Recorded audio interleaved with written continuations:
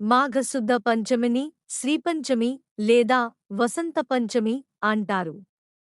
వసంత ఋతువు రాకను భారతదేశమంతటా వసంత పంచమి పండుగగా ఉత్సాహంగా జరుపుకుంటారు. దీనిని సరస్వతీ జయంతి, మదన పంచమి అని కూడా అంటారు. ఇది ఋతు సంబంధమైన పర్వం వసంత ఋతువుకి స్వాగతం పలికే పండుగగా శాస్త్రాలలో పేర్కొనబడింది. ఈ దినం మహాసుప్రసిద్ధమైన పర్వదినం.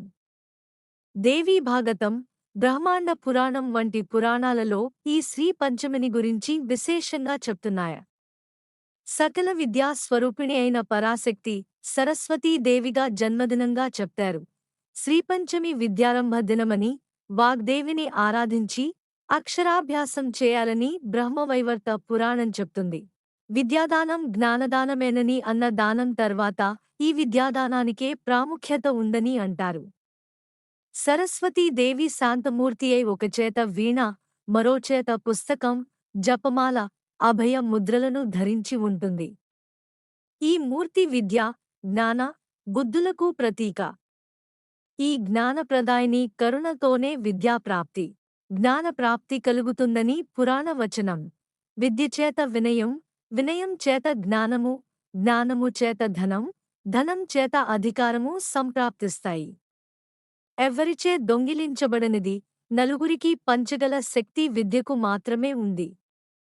సమాజంలో విద్య కలిగినవాడు ధనవంతుని కన్నా, సంఘంలో గొప్పవాడని, ఎక్కడి వెళ్ళినా బతకగలుగుతాడని శతకకారులు చెప్పడం కాదు, నిత్యమూ ఎదురయ్యే విషయమే.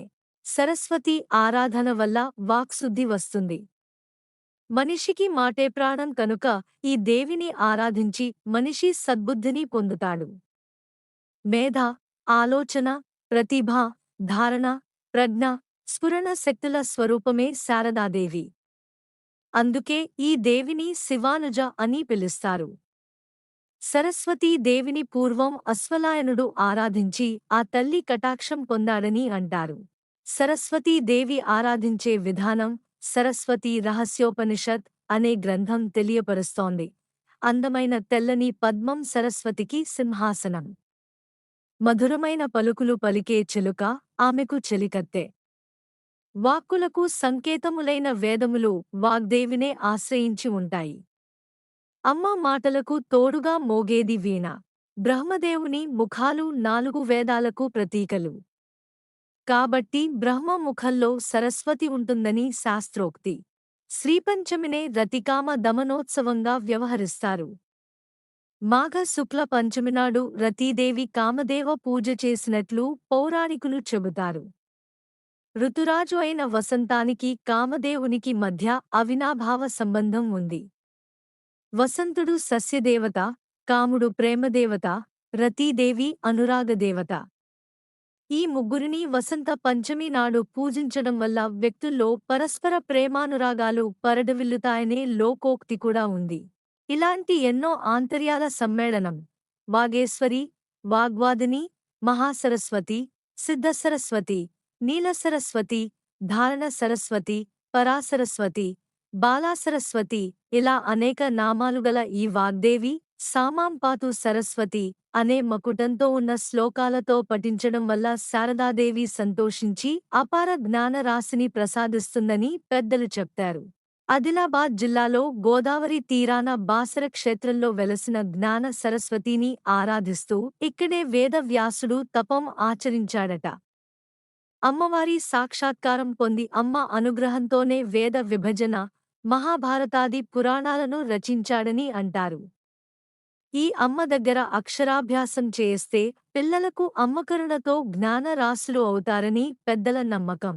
ఈ రోజున సరస్వతీ దేవిని తెల్లని పూలతో పూజించాలి. అమ్మవారిని సేవత వస్త్రాలతో కాని, పసుపు పచ్చ వస్త్రాలతో కాని అలంకరించాలి. అమ్మవారికి తెల్లని రంగులో ఉన్న క్షీరాన్నాన్ని, నేతి పిండి వంటలను, చెరకును, అరటి పండ్లను, నారికేళాన్ని నివేదన చేస్తే మంచి ఫలితాలు వస్తాయని అంటారు. కుల మత భేదాలు లేకుండా ప్రపంచమంతా సరస్వతీ దేవిని పూజిస్తున్నప్పటికీ మాఘ మాసంలో వచ్చే ఈ పంచమి తిథి ప్రత్యేకత సంతరించుకుంది. ఈ రోజున బాసర క్షేత్రాల వంటి సరస్వతీ ఆలయాల్లో విశేష పూజలు అర్చనలు జరుపుతారు. పుష్య, మాఘద్వయంతో కూడిన ఆదివారం రోజున శ్రీపంచమి వస్తే ఆ రోజున సూర్యారాధన వల్ల కోటి గ్రహణ స్నానపుణ్య ఫలం లభిస్తుంది. వీటిని భక్తులందరూ తప్పకుండా తెలుసుకోవాలి.